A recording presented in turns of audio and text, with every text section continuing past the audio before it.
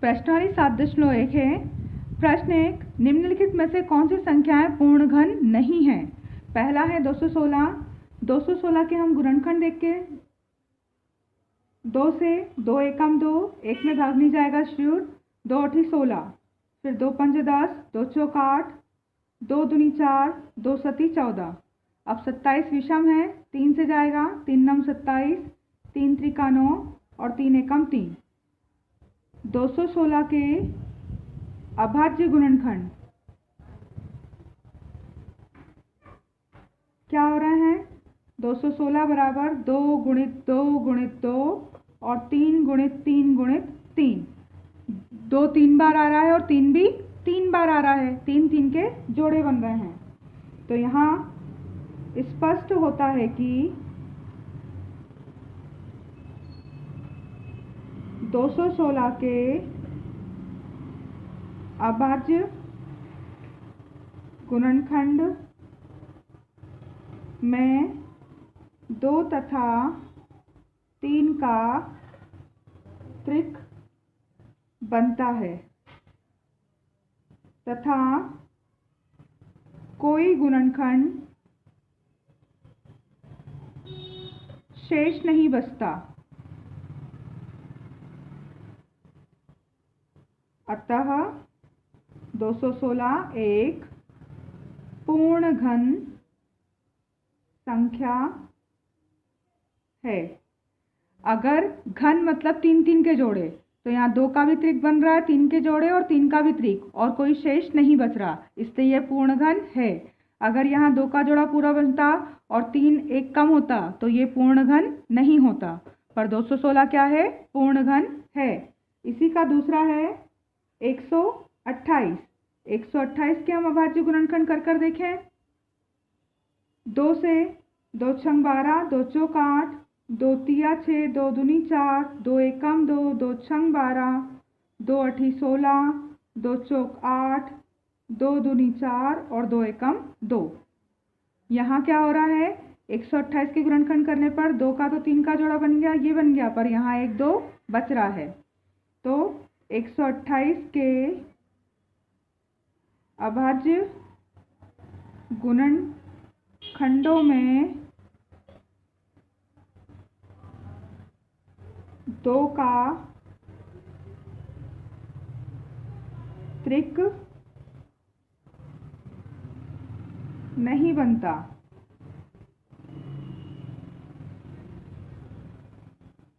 तब 128 एक पूर्ण घन संख्या नहीं है। क्यों नहीं है? क्योंकि ये एक त्रिक बन रहा है, दूसरा बन रहा है, पर तीसरा पूरा नहीं बन रहा। 3 3 के जोड़े पूरे बनना चाहिए, हर संख्या के 3 3 के जोड़े होना चाहिए, पर यहाँ 2 बच रहा है, तब ये पूर्ण घन संख्या नहीं है। संख्या है 1000। 1000 के गुणनखंड करें हम 2 से, 2 पंजे 10 और 2 जीरो, फिर 2 से 2 दूनी 4, 1 बचा, 2 पंजे 10 और 0, फिर 2 से 2 एकम 2, 2 दूनी 4, 2 पंजे 10 और यहाँ 5 से 5 दूनी 10, 5 25, 5 25 और 5 एकम 5। तो संख्या 1000 के अभाज्य गुणनखंडों के त्रिक बनाने पर कोई गुणनखंड नहीं बचता। यहाँ 2 का भी जोड़ा बन रहा है, 3 का युग्म और 5 का भी युग्म बन रहा है, और कोई संख्या नहीं बच रही, इसलिए 1000 एक पूर्ण घन संख्या है। इसी का चौथा है, संख्या दे रखी हमें 100। अब 100 के गुणनखंड करें हम तो 2 पंजे 10 और 0, यहाँ 2 दूनी 4, 1 बचा, 2 पंजे 10, 5 25 और 5 एकम 5। तो संख्या 100 के अभाज्य गुणनखंडों के त्रिक नहीं बनते। यहाँ 2 भी 2 ही बार है और 5 भी 2 ही बार है, त्रिक नहीं बन रहे, अतः संख्या 100 पूर्ण घन संख्या नहीं है। पांचवा है 46656। अब ये पूर्ण घन संख्या है कि नहीं, इसको ज्ञात करने के लिए हम इसके अभाज्य गुणनखंड देखें। 2 दूनी 4, 2 तिया 6, 2 तिया 6, 2 दूनी 4 और 2 अठी 16, फिर 2 से 2 एकम 2, 2 एकम 2, 1 बचा, 2 छंग 12, फिर यहाँ 1 बचा, 2 छंग 12 और 2 चौक 8, फिर 2 से 2 पंजे 10, 1 बचेगा, 2 अठी 16, फिर 2 तिया 6, 2 दूनी 4, फिर 2 से 2 दूनी 4, 1 बचा, 2 नम 18, अब 3 है तो 2 एकम 2, 1 बचेगा, 2 छंग 12। फिर 2 एकम 2, 2 चौक 8, 1 बचा, 2 पंजे 10 और 2 अठी 16। फिर 2 सती 14, 2 दूनी 4, 1 बचा, 2 नम 18। अब 9 आ गया विषम संख्या। अब जाएगा ये 3 से, 2 से नहीं जाएगा। 3 दूनी 6, 3 चौक 12, 3 त्रिका 9। फिर 3 से, 3 आठा 24, 3 एकम 3, 3 दूनी 6, 3 साते 21। फिर 3 नम 27, 3 त्रिका 9 और 3 एकम 3। ये 3 का त्रिक बना, एक ये त्रिक बना, ये त्रिक बना और ये त्रिक बना, कुछ भी शेष नहीं बचा है। तो संख्या 46,656 के अभाज्य गुणनखंडों में 2 का पूरा त्रिक बन रहा है, 1 और 2 का, 3 का और 3 का।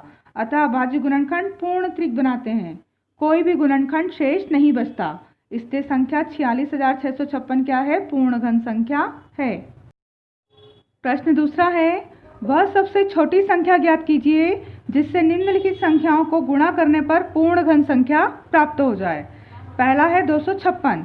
256 के अगर हम अभाज्य गुणनखंड देखें तो 2 एकम 2, 2 दूनी 4, 2 अठी 16, 2 छंग 12, 2 चौक 8, 2 तिया 6, 2 दूनी 4, 2 एकम 2, 2 छंग 12, 2 अठी 16, 2 चौक 8, 2 दूनी 4 और 2 एकम 2, यानी कि 2 गुणित 2 गुणित 2 गुणित 2 गुणित 2 गुणित 2 गुणित 2 गुणित 2। ये 2 का त्रिक बन गया, ये 2 का त्रिक बन गया, पर यहाँ 2 का त्रिक बनने के लिए 1 2 की आवश्यकता और हो रही है। तो स्पष्ट होता है कि संख्या में 2 का गुणा करने पर पूर्ण घन संख्या प्राप्त होगी। अगर यहाँ एक बार और 2 आ जाता तो पूरे त्रिक कंप्लीट हो जाते और यह एक पूर्ण संख्या प्राप्त होती। तो काय का गुणा करना पड़ेगा हमें पूर्ण वर्ग के लिए? 1 और 2 का, यानी 2 का गुणा करने पर संख्या पूर्ण घन संख्या बन जाएगी। इसी का दूसरा है 243। 243 इसके हम अभाज्य गुणनखंड देखें, ये 3 से जाएगा। 3 आठा 24, 3 एकम 3, 3 दूनी 6, 3 साते 21, 3 नम 27, 3 त्रिका 9 और 3 एकम 3। ये 3 का त्रिक तो पूरा बन गया, पर यहाँ 3 2 बार हैं, 3 बार नहीं है। तो अतः स्पष्ट होता है कि पूर्ण घन संख्या प्राप्त करने के लिए हमें काय का गुणा करना पड़ेगा? इसमें 3 का गुणा करेंगे। चौथी है 72। 72 के गुणनखंड होंगे 2 से, 2 तिया 6, 2 छंग 12, 2 एकम 2, 2 अठी 16, 2 नम 18, 3 त्रिका 9 और 3 एकम 3। 72 के गुणनखंडों में 2 का त्रिक तो बन गया, पर 3 का त्रिक नहीं बन रहा है। यहाँ 1 और 3 की आवश्यकता है, इसलिए पूर्ण घन संख्या बनाने के लिए हम किसका गुणा करेंगे? यहाँ पर 3 का गुणा करेंगे। 675 काय से जाएगा? ये 3 से, 3 दूनी 6, फिर 3 दूनी 6, 1 बचा, 3 पाँचे 15, फिर 3 साते 21 और 3 पाँचे 15, फिर 3 दूनी 6 और 3 पाँचे 15, पचम 25 और 5 एकम 5। 3 का त्रिक तो बन गया इसके अभाज्य गुणनखंडों में, पर 5 2 ही बार आ रहा है। हमें 3 बार चाहिए पूर्ण घन के लिए। तब पूर्ण घन संख्या प्राप्त करने के लिए हम क्या करेंगे? इसमें 675 में 5 का गुणा करेंगे। पांचवा है 100। 100 के अभाज्य गुणनखंड करें हम तो 2 पंजे 10 और 0, 2 दूनी 4, 2 पंजे 10, पचम 25 और 5 एकम 5। 2 भी 2 बार है और 5 भी 2 बार है, जबकि पूर्ण घन के लिए हमें त्रिक बनाना चाहिए, यानी 2 भी 3 बार और 5 भी 3 बार। तो क्या कम है हमारे पास? 1 2 कम है और 1 5, यानी 2 पंजे 10 का गुणा करने पर 100 जो है वो पूर्ण घन संख्या बन जाएगी। वह सबसे छोटी संख्या, प्रश्न तीसरा हमारा, ज्ञात कीजिए जिससे निम्नलिखित संख्याओं को भाग देने पर भागफल एक पूर्ण घन प्राप्त हो। प्रश्न 2 में हमने क्या किया था? वह छोटी संख्या ज्ञात की थी जिससे गुणा करने पर पूर्ण घन प्राप्त हो। अब गुणा नहीं करना, हमें भाग करना है ताकि पूर्ण घन प्राप्त हो। तो जिसका युग्म नहीं बनेगा त्रियुग्म, उसको हम भाग देंगे। 81 है पहली संख्या। 81 के गुणनखंड देखे हमने, 3 दूनी 6, 3 साते 21, 3 नम 27, 3 त्रिका 9, 3 एकम 3। 81 के गुणनखंड क्या आ रहे हैं? 3 गुणित 3 गुणित 3 गुणित 3। 3 का तो त्रिक बन रहा है, परंतु 1 3 बच रहा है। तो स्पष्ट होता है कि पूर्ण घन के लिए हमें किसका भाग देना पड़ेगा? इस 3 को हम हटा दें यानी कि भाग दे दें, तब ये त्रियुग्म बनेगा। तो हमें 81 में क्या करना है? 3 का भाग देना है। तब जो संख्या प्राप्त होगी वह एक पूर्ण घन संख्या होगी। दूसरा है 128। 128 के गुणनखंड करें हम, 2 छंग 12, 2 चौक 8, फिर 2 तिया 6, 2 दूनी 4, 2 एकम 2, 2 छंग 12, 2 अठी 16, 2 चौक 8, 2 दूनी 4 और 2 एकम 2। यहाँ 2 का युग्म बन रहा है त्रिक, और यहाँ सिर्फ 2 का त्रिक बन रहा है, पर 1 2 बच गया। तब 128 में क्या करें हम, जो 2 बचा है उसका हम भाग दे दें तो एक पूर्ण घन संख्या प्राप्त होगी। तीसरा है 135। 135 किससे जाएगा, 3 से, 3 चौक 12 और 3 पाँचे 15, फिर 3 से, 3 एकम 3, 3 पाँचे 15, फिर 3 पाँचे 15 और 5 एकम 5। तो 3 का त्रिक तो बन गया, पर 5 अलग बच रहा अकेला, इसलिए पूर्ण घन संख्या प्राप्त करने के लिए हम काय का भाग देंगे, जो बच रहा है 5 उसका भाग देंगे। 192, 2 से जाएंगे, 2 नम 18, 2 छंग 12, फिर 2 चौक 8, 2 अठी 16, फिर 2 दूनी 4, 2 चौक 8, 2 एकम 2, 2 दूनी 4, फिर 2 छंग 12, 2 तिया 6 और 3 एकम 3। तो यहाँ 2 का जोड़ा पूरा बन रहा है, 1 और 2 का पूरा त्रिक बन रहा है, पर 3 बच रहा है, इसलिए पूर्ण घन संख्या बनाने के लिए हम इसमें काय का भाग देंगे, 3 का भाग देंगे। अब 704, इसके गुणनखंड देखें 2 से, 2 तिया 6, 2 पंजे 10, 2 दूनी 4, फिर 2 एकम 2, 1 बचा, 2 सती 14, 1 बचा, 2 छंग 12, फिर 2 से, 2 अठी 16, 2 अठी 16, 2 चौक 8, 2 दूनी 4, 2 एकम 2 और 11 एकम 11। 2 का त्रिक बना, फिर 2 का त्रिक बना, पर 11 क्या है, बच रहा है, इसलिए पूर्ण घन संख्या प्राप्त करने के लिए हमें क्या करना पड़ेगा, 11 से भाग देना पड़ेगा। प्रश्न चौथा है हमारा, परीक्षित प्लास्टिक का एक घनाभ बनाता है जिसकी भुजाएं हैं 5 सेंटीमीटर, 2 सेंटीमीटर और 5 सेंटीमीटर। एक घन बनाने के लिए ऐसे कितने घनाभों की आवश्यकता होगी। घनाभ का आयतन होता है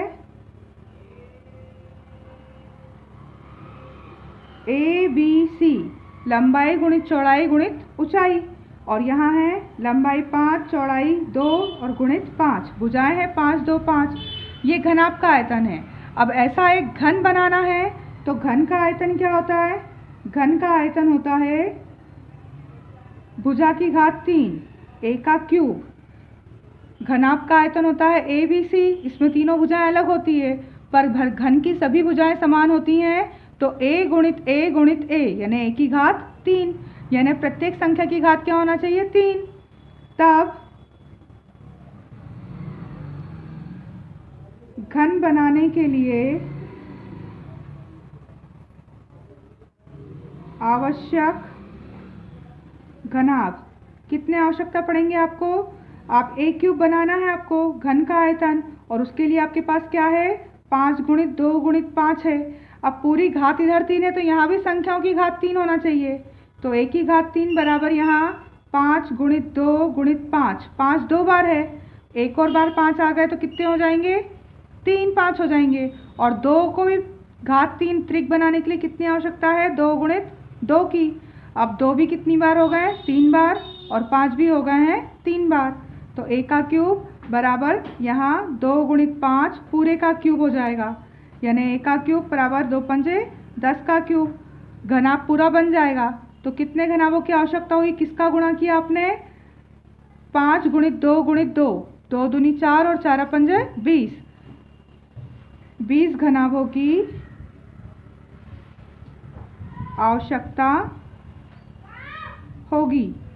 कितने घनाभ चाहिए हमें, 20 घनाभ चाहिए, क्योंकि हमारे पास है 5 2 और 5, पर हमें त्रिक बनाना है तो उसके लिए 1 और 5 और 2 की आवश्यकता है, तो 2 दूनी 4 पंजे 20 घनाभों की आवश्यकता होगी, तब पूरा एक घन बन पाएगा।